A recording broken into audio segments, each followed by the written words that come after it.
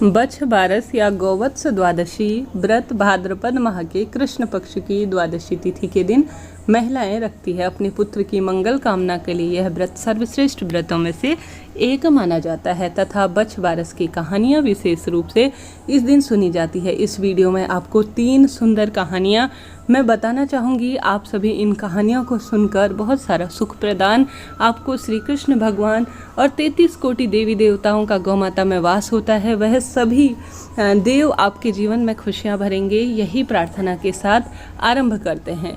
बछ बारस को गौवत्स द्वादशी, बछ दुआ, बछवास, ओक दुआश, बलि द्वादशी आदि कई नामों से जाना जाता है।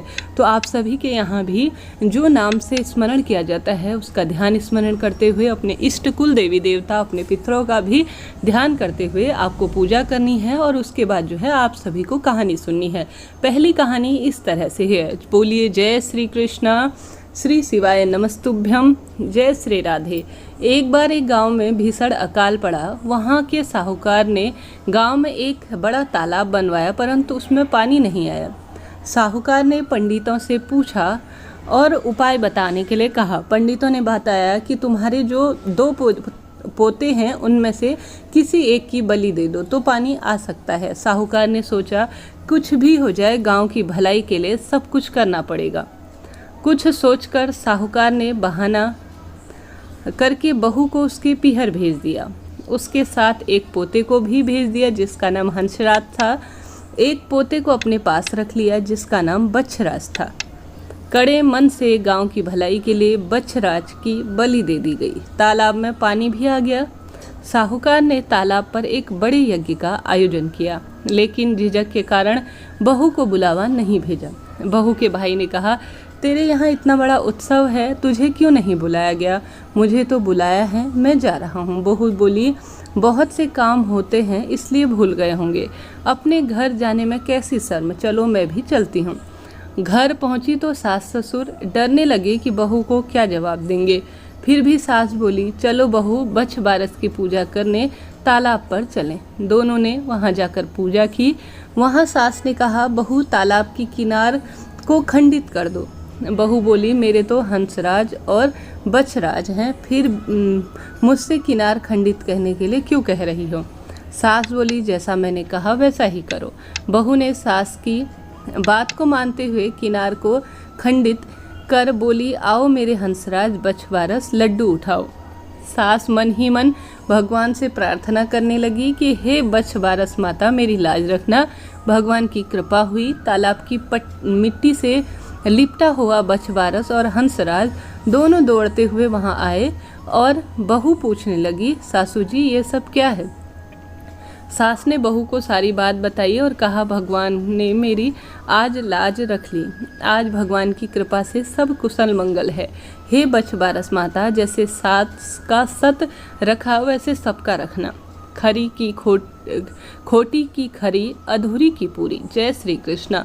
कहने का अर्थ है जैसे उस महिला के संतान की सदा सर्वदा बछबारस माता ने रक्षा की, श्री कृष्ण भगवान ने रक्षा की, ठीक उसी प्रकार से सभी माताएं जो इस व्रत की कहानी को सुन रही हैं उनके पुत्र की सदा सर्वदा उनके संतान की रक्षा हो, यही प्रार्थना करते हैं। अब बछबारस की दूसरी कहानी सुनते हैं।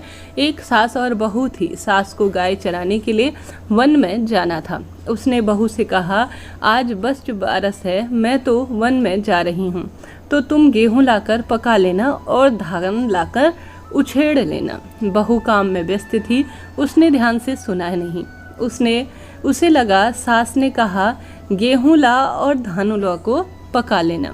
गेहूं ला और धानुला उसके यहाँ गाय के 2 बछड़े के नाम थे। बहू को सही तो नहीं लगा, पर उसे लगा कि सासू माँ कह रही है और गुस्सा हो जाएगी, तो उसने बछड़े को काट कर पकाने के लिए चढ़ा दिया। सास ने बहू पर सास के लौटने पर बहू बोलने लगी, सासू माँ बछड़े। सासू ने जब सास कहने लगी कि बछड़े कहाँ हैं, तो सासू ने उसकी बात काट कर कहा, बछड़ों को छोड़ने पहले गाय की पूजा कर लेते हैं, फिर बछड़ों की पूजा करेंगे, आज बछबारस का दिन है।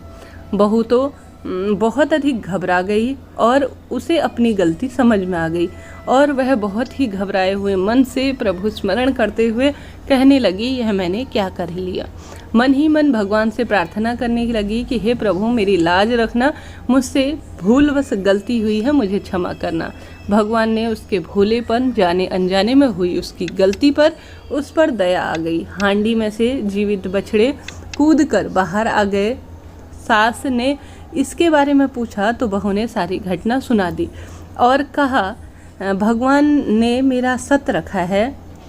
बहू ने सारी बात सास को बताई और कहा कि भगवान ने मेरा सत रखा है, जो बछड़ों को फिर से जीवित कर दिया, नहीं तो आज मैं कहीं की नहीं रहती, इस पाप की सबसे बड़ी भागीदार मैं बन जाती। हे बछवारस माता, जैसे उस बहू की लाज रखी वैसे सबकी लाज रखना।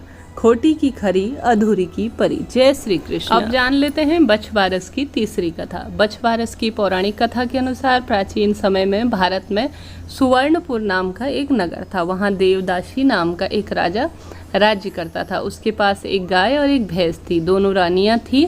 उनकी 2 रानियाँ थी। एक का नाम सीता और दूसरी का नाम गीता था। सीता को भैंस से बहुत ही लगाव था। वह उससे बहुत नम्र व्यवहार करती थी और उसे अपनी सखी के समान प्यार करती थी। राजा की दूसरी रानी गीता गाय से सखी सहेली के समान और बछड़े से पुत्र के समान प्यार और व्यवहार करती थी। यह देखकर भैंस ने एक दिन रानी सीता से कहा, गाय बछड़ा होने पर गीता रानी मुझसे ईर्ष्या करती है।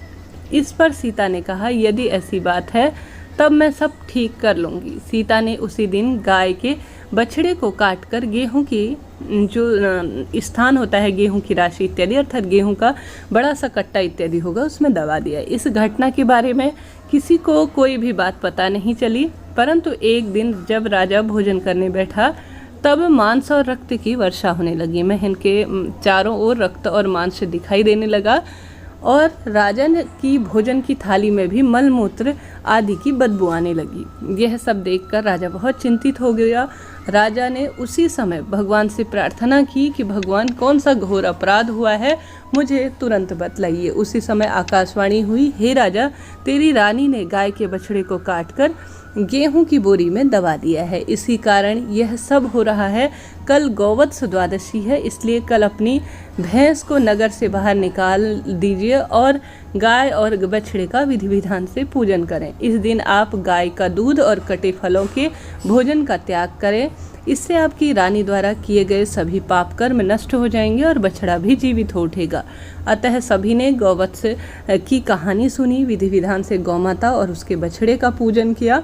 तभी से जो है गौवत्स का बहुत अधिक जो है इस दिन का महत्व हो गया और विशेष उनकी पूजा आराधना की जाने लगी। गौवत्स द्वादशी श्री कृष्ण भगवान को भी समर्पित दिन माना जाता है, ऐसी मान्यता है। इस दिन विधि विधान से गौमाता और उसके बछड़े का पूजन करना चाहिए। उन्हें आवश्यक रूप से हरा चारा, गुड़ इत्यादि विशेष तौर पर गौमाता के गौशाला इत्यादि में भी दान कर सकते हैं और उन्हें खिलाएं। मूंग मोठ इत्यादि प्रसाद के रूप में बंटवारा किया जाता है और गौमाता को भी खिलाया जाता है। आपके यहाँ अगर गौमाता विराजमान है तो आप उनका साक्षात स्वरूप में पूजन करें। उन्हें जो है आवश्यक रूप से आप रोली, चंदन, मोली उनके मस्तक पर धारण करवाएं। गंगाजल मिश्रित जल से और हल्दी मिश्रित जल से उनके खूर अर्थात उनके पैर धोएं और गौमाता पर पीला वस्त्र इत्यादि समर्पित करने के पश्चात गौमाता की परिक्रमा करें। उसके पश्चात जो है गौमाता की रज अर्थात पैरों की धूल से मस्तक पर तिलक लगाएं। इस दिन गौमाता की विशेष पूजा से 33 कोटि देवी देवताओं की कृपा पूरे घर परिवार पर मिलती है, ऐसा शास्त्र वर्णन कहता है। साथ ही आज के दिन से ही गौमाता की विशेष पूजा अर्चना सबसे पहले यशोदा मैया ने की थी और आज के दिन से ही श्री कृष्ण भगवान गौमाता को जंगल में चढ़ाने के लिए अर्थात चराने के लिए लेकर गए थे, ऐसा शास्त्रों में वर्णित है। यह दिन साधारण नहीं है, अपने अपना समस्त गौमाता अर्थात गौवंशज को समर्पित होता है। इस दिन दूध से बनी हुई जो वस्तु होती है उनका परित्याग किया जाता है, खाना नहीं चाहिए और कटे हुए अर्थात चाकू इत्यादि से कटे हुए फल सब्जियां भी नहीं खाई जाती। इस चीज़ का आप सभी ध्यान रखें। इस तरह से यह जानकारी थी। वीडियो उचित उपयोगी रही हो तो लाइक करें, शेयर करें, सब्सक्राइब करें।